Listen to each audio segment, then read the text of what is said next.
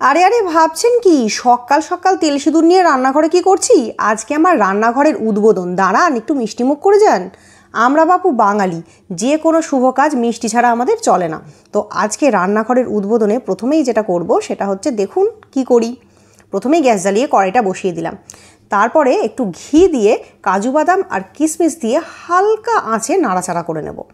এরপরেই কিছুটা ভালো কোয়ালিটির গোবিন্দভোগ চাল বেশ ভালো করে ধুয়ে পরিষ্কার করে সেটা দিয়ে দেব ওই ঘি আর কাজু বাদাম কিশমিশের মিশ্রণের মধ্যে।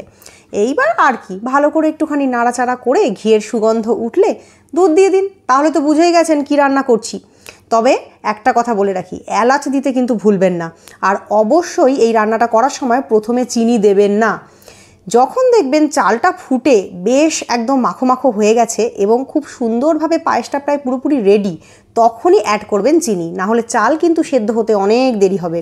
তো এই ছোট্ট টিপসটা ফলো করলে যে কেউ ভীষণ সুন্দর ভোগের পায়েস বানিয়ে নিতে পারবে। তো পায়েস তো আমার মোটামুটি রেডি। আর আমরা হলাম বাঙালি, যে কোনো শুভ কাজ আমরা ঈশ্বরকে নিবেদন না করে সম্পন্ন করতেই পারি না। তো এই পায়েসটা আজকে সবার আগে ঠাকুরকে ভোগ নিবেদন করব, তারপর আমরা নিজেরা খাবো। তো চলুন ঠাকুরকে ভোগ নিবেদন করে দিই। তো এই হচ্ছে আমার ঠাকুর ঘর, এবং আমি সকল ঠাকুরকে এইভাবে করে ভোগ নিবেদন করে দিয়েছি।